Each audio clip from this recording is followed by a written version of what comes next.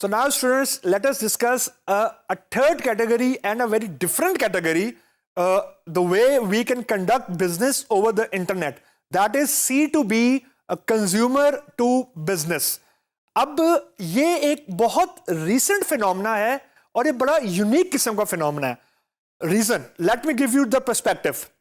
अमूमन ये होता है कि एक कंपनी ने कोई चीज बनाई, उसका कोई प्रोडक्ट है XYZ है और उसको खरीदने वाले होते हैं कंज्यूमर, यानी मैं और आप, जो लोग चीजें खरीदते हैं.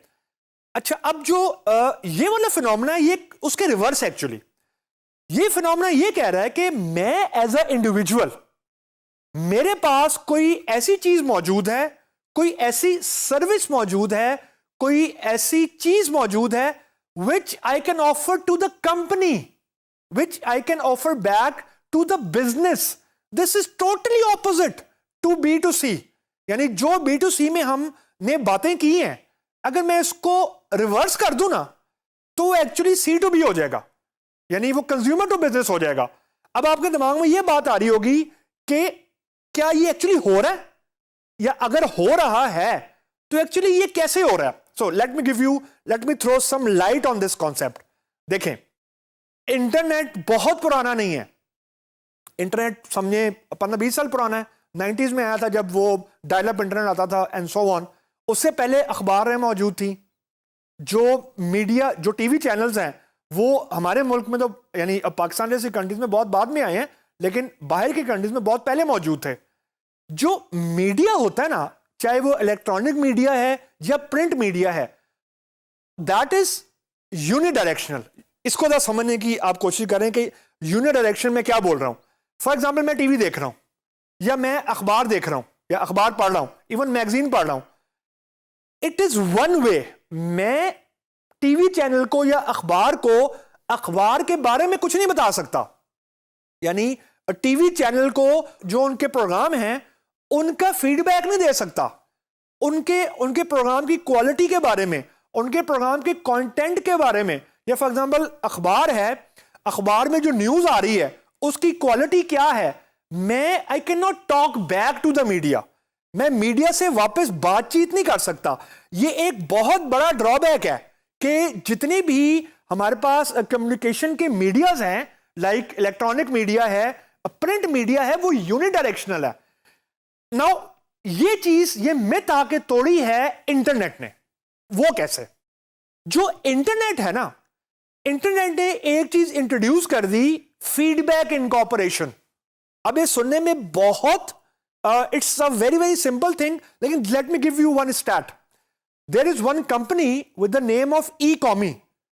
ई-कॉमी का जो कोर बिजनेस है ना, वो रन करता है सिंपल मॉडल के ऊपर, simple one model, that is to give the feedback. कुछ लोगों ने चीजें परचेज की, वो चीजें कैसी थी, अखबार भी हो सकती है, मैगजीन भी हो सकता है, लैपटॉप भी हो सकता है, कंप्यूटर भी हो सकता है, कुछ भी हो सकता है. वो कैसा था, उसकी क्वालिटी क्या थी. They are providing this unique only one service and they are capturing around 80% of the market in Europe. And this is the fact I am telling you. Reason, core reason, जो internet है, it let you communicate back. It let you give your feedback to the service provider. Biggest example, अगर आप लोग अपने दिमाग में इसको visualise करें, E-Lance. E-Lance is one of the biggest community जहां पे मैं एज अ इंडिविजुअल जाके रजिस्टर हो सकता हूं और मैं कंपनीज को यह बता सकता हूं कि मेरे पास फॉर एग्जांपल लारावेल की एक्सपर्टीज है, मेरे पास फॉर एग्जांपल प्रोजेक्ट मैनेजमेंट की एक्सपर्टीज है, मेरे पास फॉर एग्जांपल डिजाइन की एक्सपर्टीज है, या मेरे पास लॉ की एक्सपर्टीज है.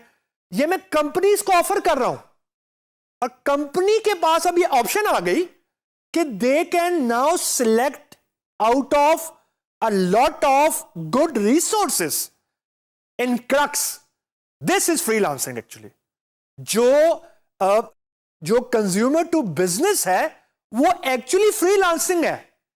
जो हमें सारी हम डिस्कशंस कर रहे हैं, सारा प्रमोशन कर रहे हैं, ताकि जो पाकिस्तान में फ्रीलांसिंग का इकोसिस्टम है वो ग्रूम करे, ताकि we want more entrepreneurs. Actually ये कंज्यूमर टू बिजनेस वाली चीज जो है ये एक्चुअली फ्रीलांसिंग, इसको इंडायरेक्टली फ्रीलांसिंग बोलते हैं। एंड Elance was या elance.com was the pioneer in freelancing. So to sum up, ये एक relatively नया फिनोमेना है, लेकिन it is growing at a phenomenal speed, phenomenal rate. Reason बहुत सिंपल सा रीजन है, फ्रीलांसर जो है they can work from anywhere. Actually उनको ऑफिस में आने की जरूरत नहीं है 9 to 5। They can work with multiple companies, they can adjust their timing according to the time zone. For example अगर मैं पाकिस्तान में हूं और जो मेरा क्लाइंट है वो यूएस बेस है, अब पाकिस्तान और यूएसए के अंदर अगर 9 घंटे का टाइम डिफरेंस है, I can adjust my timing. अगर मेरा फॉर एग्जांपल क्लाइंट ऑस्ट्रेलिया में है, वो 5 घंटे अगर आगे है, तो I can adjust my clock accordingly. So 9 to 5 से मेरी जान छूट गई। दूसरा, अब जो मेरे क्लाइंट है वो पोटेंशियली सारी दुनिया है, तो and likewise the competition is there, तो I can charge for my services. And likewise जो कंपनीज का बेनिफिट है वो ये है कि they are no more dependent on single service provider. एक सिंगल सर्विस प्रोवाइडर के ऊपर वो डिपेंडेंट नहीं है। They now have a pool of service providers जहां से वो अपनी मर्जी की सर्विस को पिक कर सकते हैं।